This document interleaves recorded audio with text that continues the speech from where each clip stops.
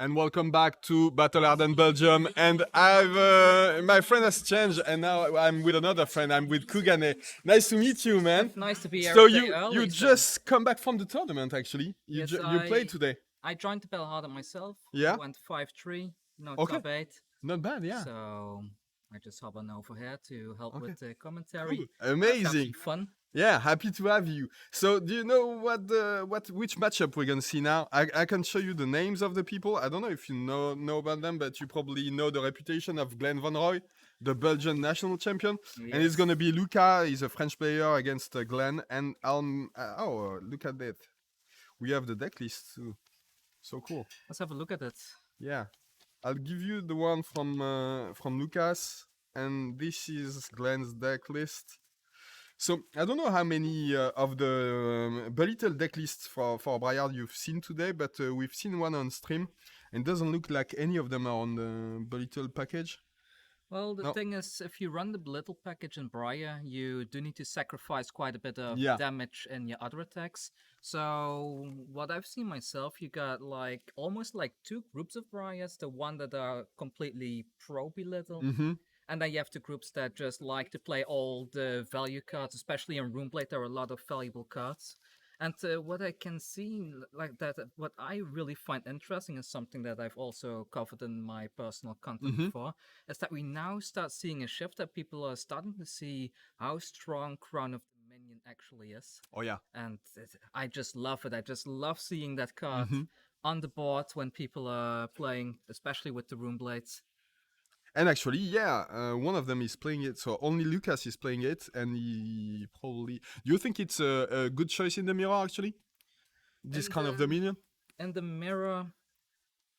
Well, or do you need that extra, protection, that crown of providence that can help you filter some cards away? Because sometimes the problem with Briar is that you have bad or shaky hands with lots of non-attack action that you can't do much with them. So is that maybe shaky to keep this kind of Dominion and not have that filter option? Well, the thing is, if you bring the Crown of Dominion, you kind of make yourself vulnerable for anything that has an on-hit effect. Yeah. So in Briar, you have things like Cogs of Commotion that can generate a Quicken token. You have things like Snatch. So having the Crown of the Crown of Providence. Yeah. It kind of makes it easier to block those really big on-hit attacks, especially in an off-turn where you couldn't generate a embodiment of Earth yourself. You can just block with the Crown and put some defense in non-attack for 2 in front of it as well.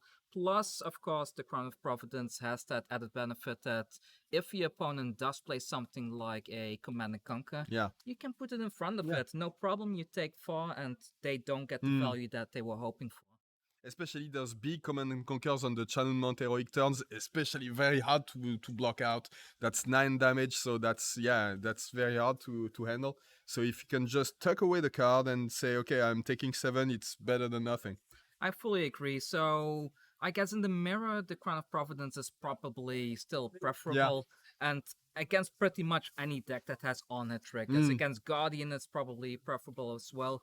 But if you're up against a deck like 5, for example, then because their on-hit triggers are quite on the low side in the deck, then having a Crown of Dominion just going full value, playing your cash-ins and trying to go as wide as possible can be quite strong. But I'm curious to see which equipment the players actually pick now. So I was talking about the guys just before the game because I know both of them. One of them is in the French community and the other one is a friend of mine, as you can see, because he has the sleeves from the channel. So he's I think I've seen and he's so I talked to them, and Luca, the French player who's playing more he's got an Evergreen package and he's playing without the Amulets of Earth. It's maybe not relevant in the matchup, but he's got the Runic Reclamation, so he's got lots of tech cards, but he's not used to... He hasn't played in a long while. That's at least 2 months since he hasn't played regularly, so he was a bit shaky on his plays, but he's into top 8 today, so he must have done something right, right? He's in top 8, he must have not missed his triggers, that's for sure, so... I told him, you don't need to practice when you've got that much talent, you know? I think once you have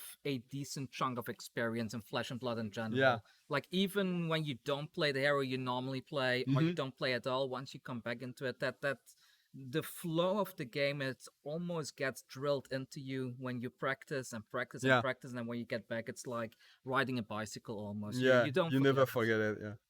So I'm just looking at the card because I'm ashamed of myself because in Lucas's list we can see the Vigor Rush. Yes. And I didn't remember it does. So now you can't see it on the screen, but Not it's there yet. yeah.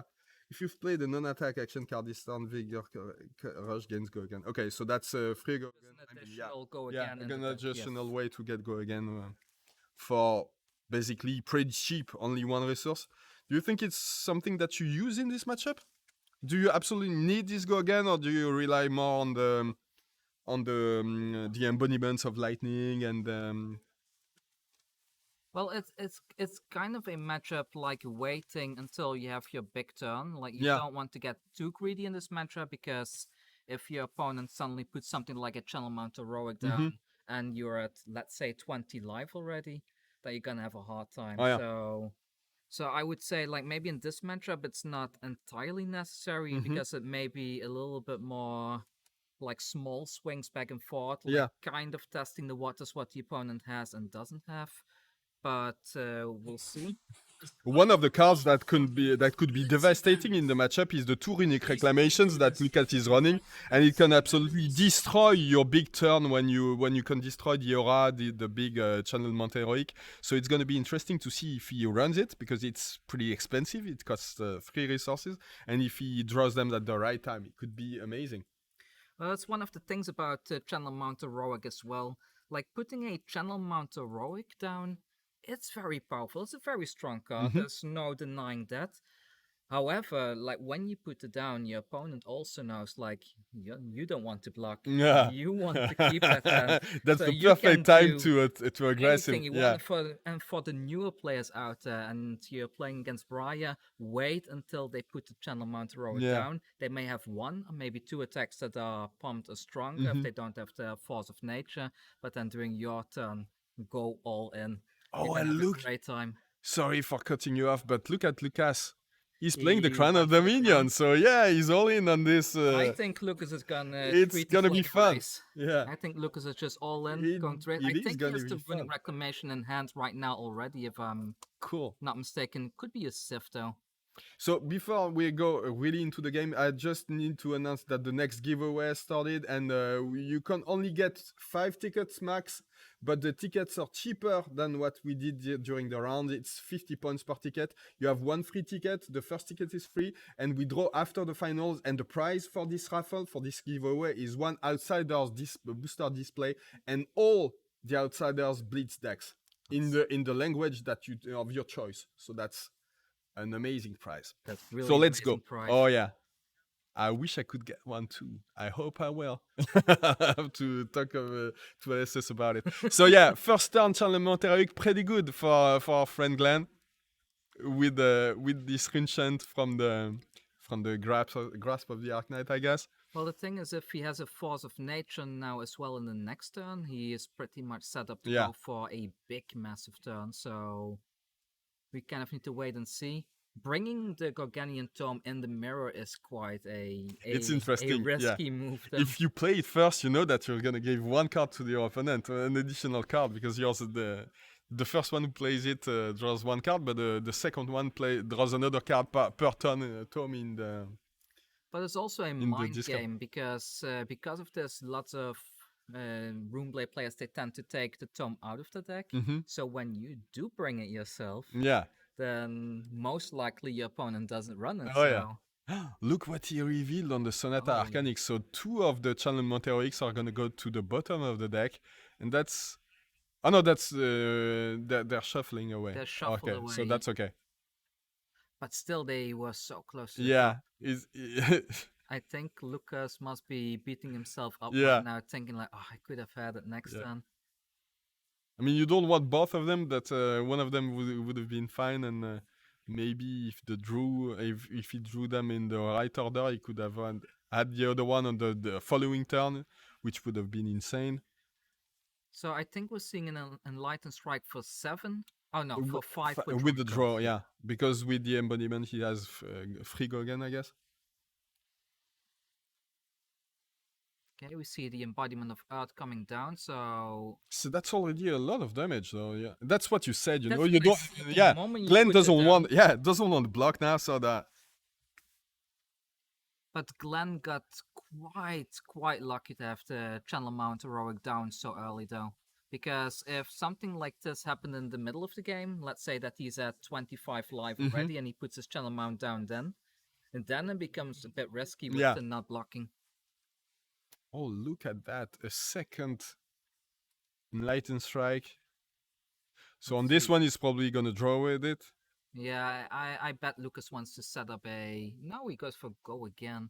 So he wants to... Oh, he wants to maximize the use of the Rosetta Thorn, I guess? Yeah.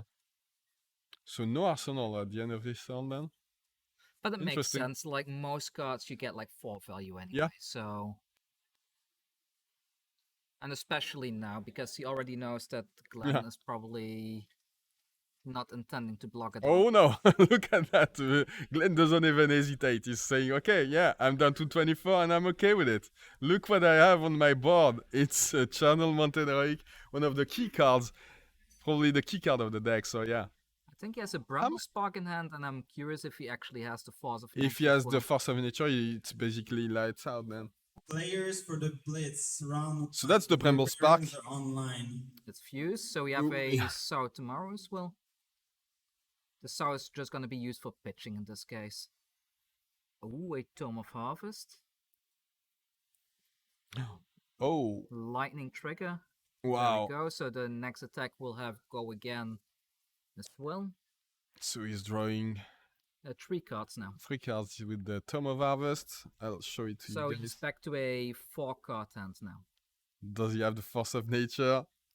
How bad would it feel if he just drew into 4 non-attacks after taking that much damage?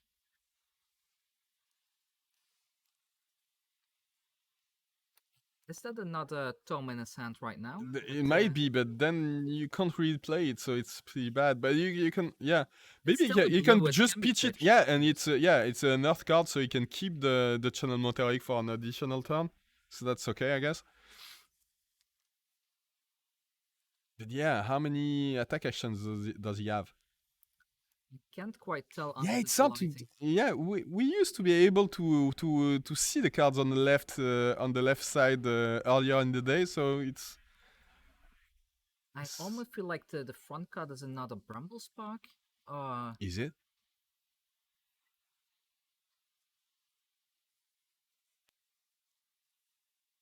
So the next attack will be coming in for +6, right? Yeah. We also have the Arcane because the Bramble Spark with the Bramble Spark effect, yeah.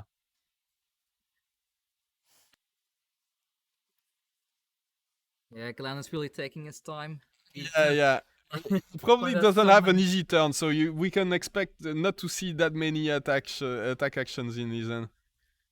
But I also think he is probably trying to optimize his hand as much as possible right now. But I've known Glenn for a while, and when he has an easy hand to navigate, he doesn't hesitate, you know? He just slams the card and he's like, okay, let's see you react to it. So yeah, you must not have the best hand.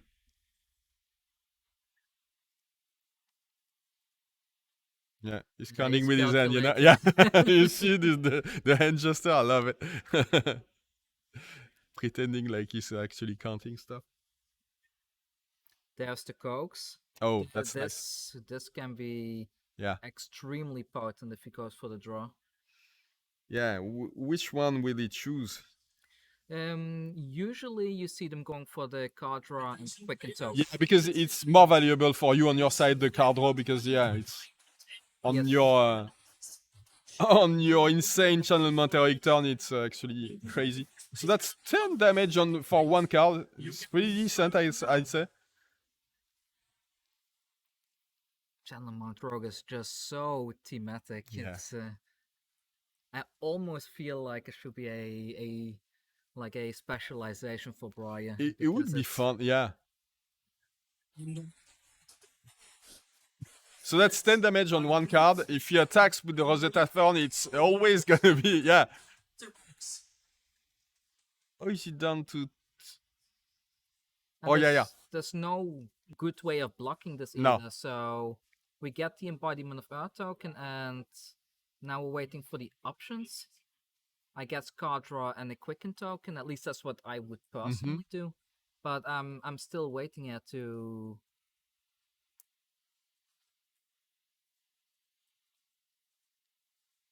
I mean, if he has another attack action in his hand, yeah, he's probably gonna want to prolong the chain, the combat chain, so he wants to draw another card and make sure that Lucas has difficult decisions to make. So it looks like they're gonna draw, yeah. Lucas is ready. Okay, there you go. there's And then the a Quicken yeah. token. And now let's You see if guessed right, for the Kugane. card draw. Yeah. There we go, and the card draw. Well, now the thing is, when you have to channel Mount Heroic down, you get +3 on whatever attack action card you play, so you are already outvaluing the opponent, Yeah. even if you give them that card. Even if that card is Channel Mount Heroic itself, because he's gonna have to pay for it, so it's gonna be a less efficient turn. I think there's an E-strike Yeah, coming. it looks like an E-strike indeed.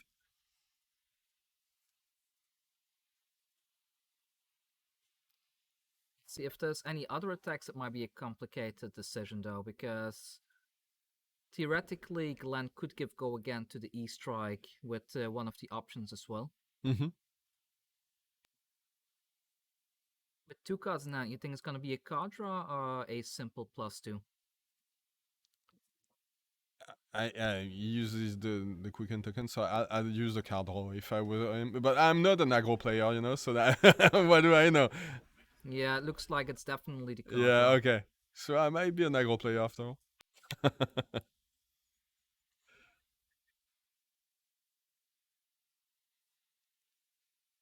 Okay, so that's a lot of damage now. What does Lucas have? I see a Snatch, a Bramble Yeah. Spark, and a Command and Conquer. And the 2 other cards are hard to read, but yeah, it looks like he's taking it to the face too. So even if it's a race and if they are treating it like a sprint, it looks like it's gonna take some time to decide how to attack and how to block. So it might not be an all-out brawl. Let's see. Being at 20 life already though it's very rough. Yeah. Yeah, so he had so many blues that he had to create a Runechant to use the resources in his hand with the Grasp of the Arknight, and then attacking with the Rosetta. So 1 from the Runechant, 2 from the Rosetta, and 2 physical from the Rosetta too. Looks like that Glenn will have 1 extra card in hand at the end of the turn. So I just want to remind you that it's Glenn's first actual turn. Turn 0 was the Channel Mount Heroic, and he has another Channel Mount Heroic turn after his opponent's attack. So that's absolutely insane. 25 damage in 1 turn. I'm happy to see two Nimblisms. Not that many attack actions. Is that a Force of Nature? Another Bramble Spark? That's probably that Bramble Spark from earlier or something. Yeah. Oh, that's the cash in now. Okay. Oh, maybe Lucas can put together a nice turn now. So draw 2. That's gonna be a lot of cards. That's interesting. I mean, 24 damage should be reachable with the right hand. Without the Channel Mount Heroic, is it actually? I'm not sure. Yeah. There's still lots of blocks on Glenn's side too. I know without the Channel Mount Heroic, like generally speaking, Briar can push like 15 damage. Yeah. But we do have like the additional cards as well. Oh, there you go. So that's the Command Conquer with Go again, thanks to the Quicken token. But there's this Crown of Providence. Yeah, you talked about it at the beginning of the game. Yeah, that's exactly what happened. So, my friend, yeah, you managed to draw 2 cards with your cash-in, but but Glenn says, yeah, with my Crown of Providence, I negate the effect of your big Command and Conquer, and I'm okay with it. No, but he blocked for 4, the full value even, so I'm a bit surprised to see that. Like, I don't understand the thought pattern here. Like, if you're blocking with the Force of Nature anyways, why not block with the Grasp of the Arcanine instead? Mm-hmm. We don't really see his hand, so it's hard to evaluate. But maybe he doesn't have that many attack actions. This nice snatch, like for 7+1 with thanks to the Bramble Spark. Would go again, pretty nice. There's the 3 block, and let's see if there's another 4 block coming from the hand. I believe Nimblism only has a 2 block, so Yeah. right now it's 6 blocked. And you kind of have to fully block this because you don't want to. Oh, but with the embodiment, it's 7. Is it 3? Oh no, that's I thought that's 6. Nimblism is just a 3 block now. Yeah, right. 3, 4, 5, 6, yeah. Oh. Did he miscalculate the blocks? Might be. I have no idea. It looks like it. It looks like it, yeah. Or maybe he accidentally blocked with the wrong card in hand. That's also a possibility. I'm fairly confident that card at the front is yet another Force of Nature. Mm-hmm. Yeah, so maybe he didn't have any attack actions on this turn, which will negate the impact of this Channelment Heroic. So what? Yeah, I'm pretty sure he regrets blocking the CNC with the with this Force of Nature after all. There is some discussion going on here, though, so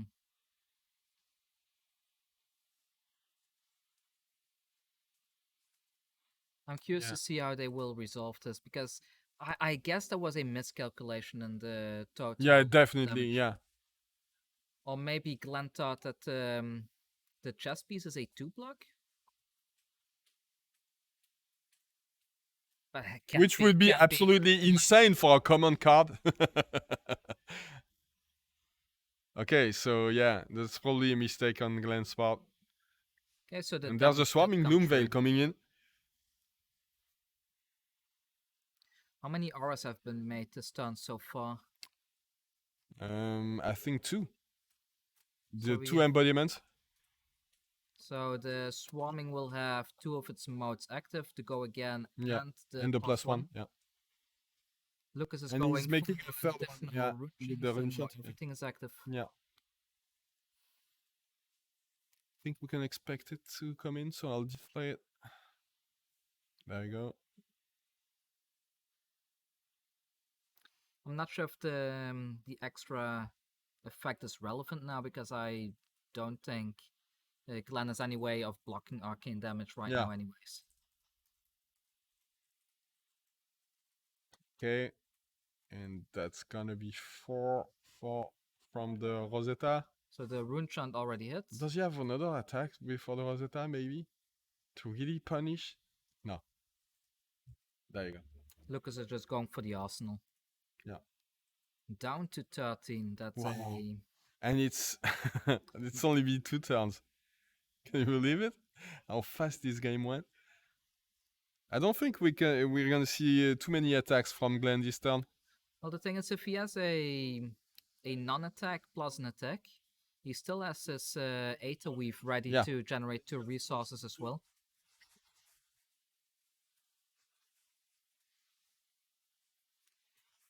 If we can't see it, but if he has just 1 snatch, maybe it could be okay. For sure. Yeah. For Nimblism, I think it's a Force of Nature. Oh, it's an E-Strike, and he is... Oh, that's pretty good. And Glenn is, of course, running the Snapdragon skills instead of the Creeper, so he can give go again to that as well. So that's a lot of damage when you're down to 15. So yeah, coming in for 11 with the Force of Nature and the Nimblism. He drew a card, so we might actually see him pitching the card to pay for the Rosetta instead.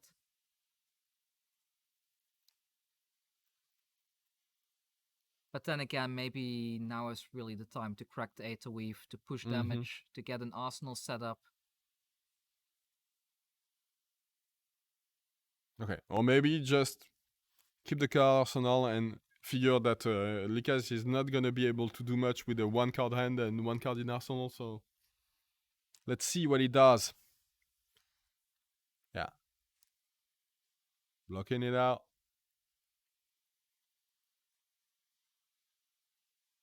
I don't know why, but the end game states in Flesh and Blood are the most fun to me. Yeah. It is fun, especially in these aggro matchups, when there's always some tension about how much damage your opponent can do. It's pretty deep.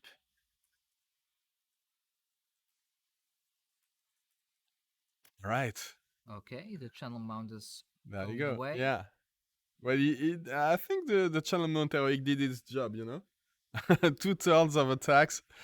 Yeah, and Lucas is still at 15, Yeah. so pushing damage now with the Snapdragons is not too great. Yeah. The Rabble for 4. And there's a Scar for Scar coming up. There you go. Not blocking again. Going for just 2. So setting up another arsenal. Yeah.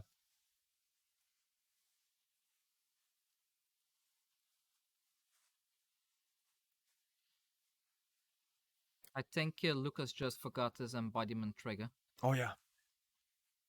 Does he have a choice, though? I think it's you have to activate it, don't you? It's a beneficial trigger, so if if you miss then it, yeah, it's on you. Yeah, makes sense.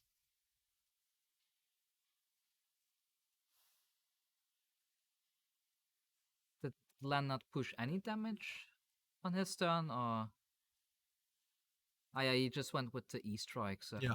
that was fully blocked. That was fully blocked with the equipment, yeah, with the craft. So there's still 3 blocks left on Lucas's side, though. We always forget that these creepers can block. I mean, we don't forget, but you don't expect your opponent to block early in the game. I think I saw 2 non-attacks though, so Yeah. missing that embodiment of Earth Oh, there's a can be Sonata. quite painful. Is there a hit? Oh. No hit! No luck! Well, you can't be lucky the whole game, when you start with the channel Monteric in play. Maybe sometimes your Sonata Arcanixes don't hit, But still okay, it's still a non-attack, so if he plays another one, he still gets his embodiment of lightning token, so... Oh, and there's a bring. Oh, nice.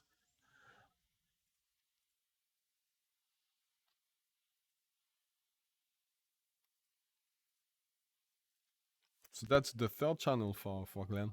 We've seen the other one that he had to pitch away.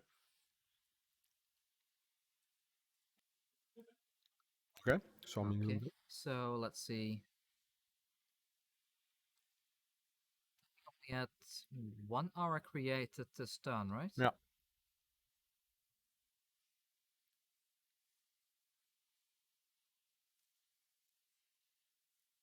Meaning for 6. Okay, for 6 with go again. Yeah, you kind of waste the trigger on the Swarming Louvel, but I don't think he has a choice. That's a lot of damage now. Ah, that's interesting. So because the Bramble Spark added the arcane damage to the Swarming Gloomfill itself, it triggers the Embodiment of Earth. Oh yeah. So that's +1.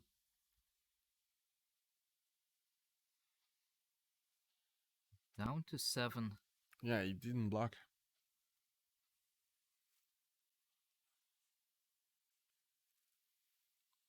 I mean, Lucas kind of has to, right? Like, yeah, he needs to have a big turn after this to try and close out the game. Destroying the Aether Iron Weave to get some 2 resources. Oh, just for the Rosetta then. Okay. I wonder though, does Glenn have a sneaky Razor Reflex? Oh yeah. Yeah, he plays 2. So that could very well be like a surprise Razor coming up. Especially with 1 resource floating now. Yeah, which would be lethal actually. So you have to respect it. Okay, blocking for so the 2 physical is blocked. I think that's Lucas is yeah. respecting the razor, and it's There you go. there. Yeah. Going down to 2. Very nice. But he has a 3-card hand. And he's low alive, so Yeah. the Scar for Scar has go Yeah, against we know that he Raven. drew it. And there's only 1 block on Glenn's side, so yeah, it's gonna be tough to navigate this turn in defense. Let's see. Okay, so pitching a Tom of Harvest. Oh, he has got his. This Yeah. is over, I think. This.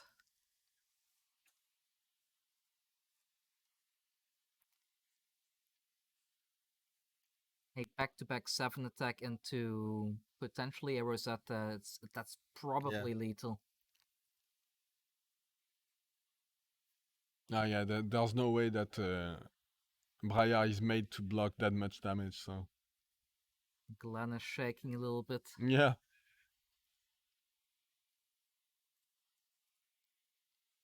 I mean, a lot of respect to Lucas for being able to navigate this breaking point so well. Yeah. To be able to now have this turn.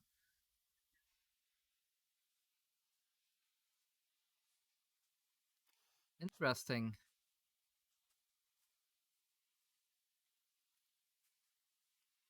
Oh yeah, Surge. So it was not a Scar for Scar in the arsenal after all. But now the arcane damage is just lethal on the spot. Yeah. I mean, he does a pretty nice Scar for Scar impression. And yeah, Lucas wins this one. So see, you don't need a Channel Monteric on the first turn to win these matches, actually. You don't. You just need to have it at the right time, you know? But like I said in the beginning, the channel mount comes down, you can pressure the opponent and maybe take over the tempo in the turn after that, or completely in some cases. And but still, look how close that match was. 1 versus 2. You think the Crown of Dominion had an actual impact on the game with this cash-in? It came at a pretty good time because he didn't have the channel Monteroic, but he managed to put together a pretty nice turn without all these extra power from the big aura. I mean, Lucas was able to get like a free card in hand. Yeah. And I think if you look by just value itself, if we were to consider a drawn card as like a 3 value, for example, it's still more value than just having the 2 block on the Crown of Dominion.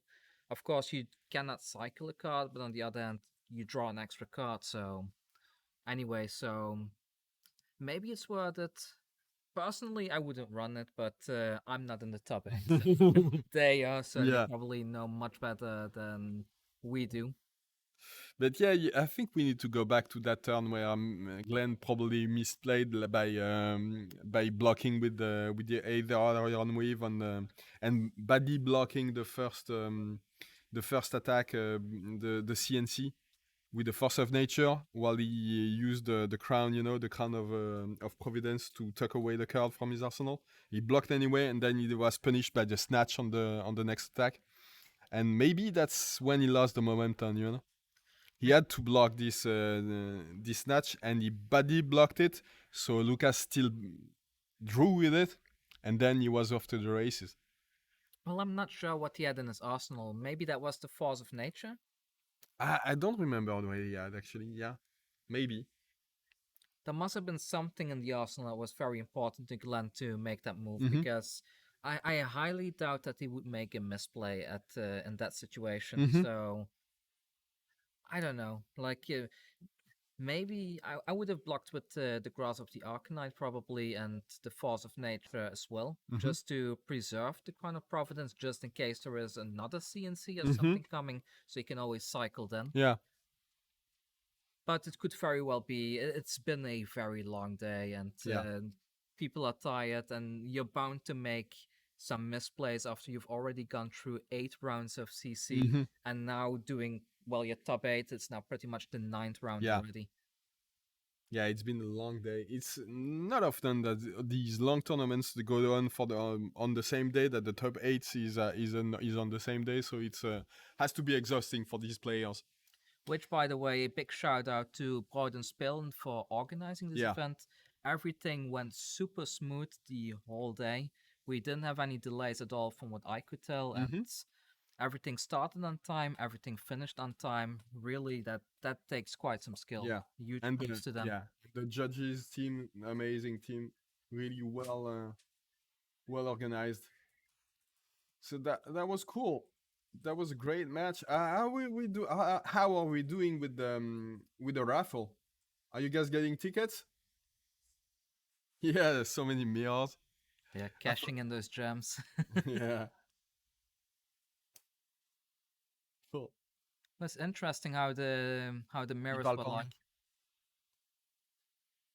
So Oli asked me if we should interview the winner of the game, but Lucas told me right before the game that he doesn't speak English that well and he wasn't comfortable talking to us. But so I mean, I can do the interview in French and translate it for you guys if you want. But maybe we can wait for another game for the winner, the big winners interview. Yeah. So what we did during the day, Kugane, is that to help people win more tickets for the big raffle we organize, to give away all the free stuff that LSS is giving away. We ask questions to the chat, and if there's an answer that we like, we give away some free points to get tickets to the winner. So I did it twice, Jimmy did it once, so I think it's your turn now. So you can ask any question to chat, and the people are gonna answer, and you'll pick one of the answers to leave with some free points. Okay, and then need to think of a fun one. Yeah, you're putting me on the spot. I know it's difficult, but I can tell you what the questions were already. I asked the people what their favorite series was last year, their favorite TV series. And I was expecting one answer that I would give away points for, and someone said it. It was Endor. I don't know if you watched the series Endor, the Star Wars spin-off. It's amazing. You should watch it. I will check it out. Yeah, and then I asked the